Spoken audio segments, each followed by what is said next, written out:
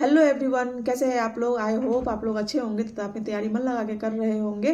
तो आज मैं इस वीडियो में साइंस के ऊपर बात करने वाली हूँ कि आप लोग साइंस की तैयारी कैसे करेंगे, कौन सी बुक अपनाएंगे और कौन सी स्ट्रेटजी के साथ हम तैयारी करेंगे जिससे आपकी साइंस की तैयारी अच्छे से हो जाए। और लास्ट में मैं एक बुक भी दिखाने वाली हूँ कि जिससे आपकी साइंस की तैयारी बहुत ही अच्छे तरीके से हो जाएगी।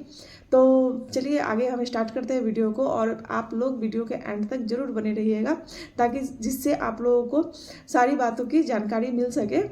तो चलिए स्टार्ट करते हैं। तो सबसे पहले है कि साइंस की जब हम लोग तैयारी करेंगे तो साइंस की तैयारी करने के लिए आपको एनसीईआरटी की बुक लेनी है 7th क्लास से लेके 10th क्लास तक की। ये मस्ट इम्पॉर्टेंट बुक है, आप इसको स्किप नहीं कर सकते हैं क्योंकि कंपटीशन बहुत हाई हो गया है। और आपको 1-2 मार्क्स से अगर आप छूट जाते हैं तो बहुत दुख होता है, बहुत तकलीफ होता है।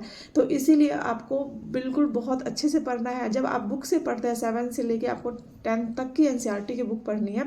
तो जब आप बुक से पढ़ते हैं तो आपको बेसिक नॉलेज की जानकारी होती है और बहुत अच्छे से तैयारी होती है क्योंकि बुक से लाइन बाय लाइन उठा करके क्वेश्चंस पूछे जाते हैं बीपीएससी में। और सबसे इसमें मेन इंपॉर्टेंट रोल होता है कि दो जो ऑप्शन देते हैं लास्ट में कि इनमें से एक या इनमें से कोई नहीं। तो उस समय आपको जब आप बुक पढ़े होते हैं तो उस समय आपको क्लियर करने में बहुत अच्छा होता है, आंसर्स को चूज करने में बहुत अच्छा माइंड सेट होता है कि जब आप बुक पढ़े होते थे कि हाँ ये सही है ये गलत है। तो इसके लिए आपको एनसीईआरटी की बुक पढ़ना बहुत ही मस्ट है। तो आप 7 से 10 तक का ले लीजिए, 11th-12th का आपको इतना मस्ट नहीं है। हाँ, आपको अगर टाइम है तो आप पढ़ सकते हैं, मगर 10th तक का बहुत ही मस्ट है कि आप चाहे वो आप पीआरटी की तैयारी कर रहे हैं या टीजीटी की तैयारी कर रहे हैं या पीजीटी की तैयारी कर रहे हैं, तो सभी क्लास के लिए आपको एनसीईआरटी की बुक पढ़ना बहुत ही मस्ट है। 7 से लेकर के आप 10th क्लास तक की एनसीईआरटी को आप टाइम दीजिए और अच्छा टाइम दीजिए क्योंकि वो पढ़ने में बहुत मज़ा आता है। स्टार्टिंग में है कि थोड़ा दिक्कत होगी मगर पढ़ने में बहुत ही अच्छा लगेगा, बहुत ही मज़ा आएगा। और आपका बेसिक नॉलेज जो है आपका वो क्रिएट होगा। सोचने समझने की शक्ति, जो हम पेपर हॉल में जो एग्जाम हॉल में जो हम बैठते हैं तो वहाँ सोचने समझने की शक्ति हमारी बहुत इंक्रीज होती है।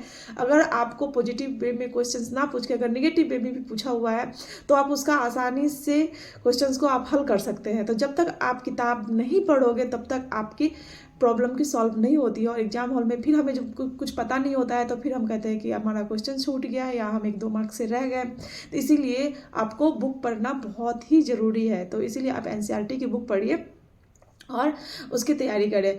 और उसके बाद है कि अगर आप 1 लाइनर पढ़ना चाहते हैं तो सबसे पहले आप पहले एनसीईआरटी पढ़ ले, उसके बाद 1 लाइनर पढ़े क्योंकि अभी आपके पास टाइम है और बहुत अच्छा टाइम है क्योंकि अभी आपको एग्जाम का डेट नहीं आया हुआ है, फॉर्म फिल करने का डेट नहीं आया हुआ है। तो अभी आपके पास टाइम है, अपना बेसिक मजबूत करिए। अगर आप सिलेक्शन लेना चाहते हैं तो आप लोग एनसीईआरटी की बुक को स्किप मत करिए। एनसीईआरटी की बुक पढ़ना बहुत ही मस्ट है।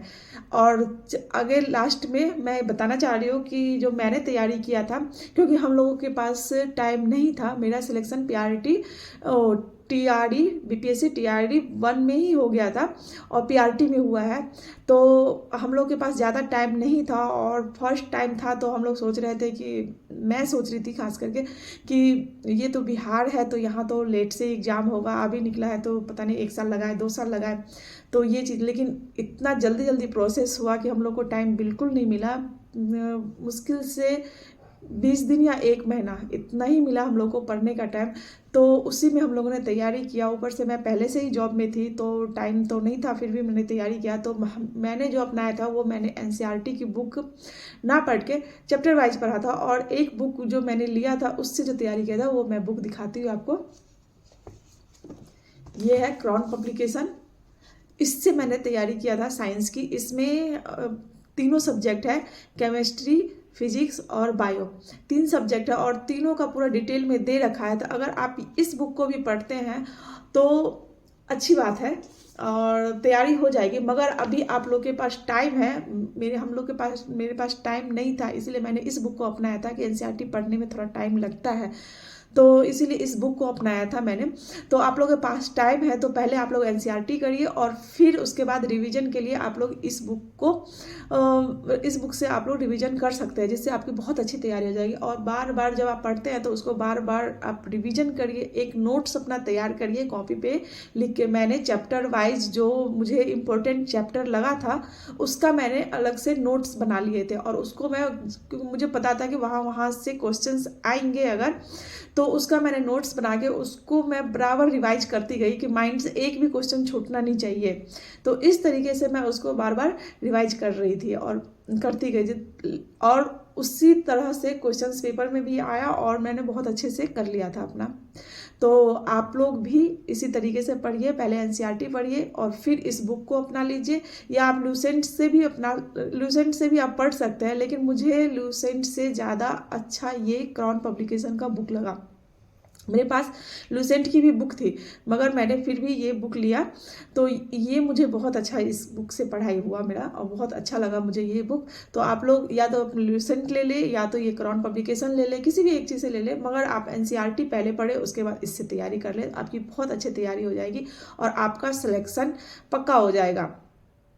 तो चलिए अब बस इतना ही, और आप लोग अच्छे से पढ़िए और अपना सिलेक्शन लीजिए। तो चलिए तब तक के लिए नमस्ते, जय हिंद, जय भारत। और हाँ, आप लोग वीडियो को शेयर ज़रूर कर दीजिएगा। Thank you.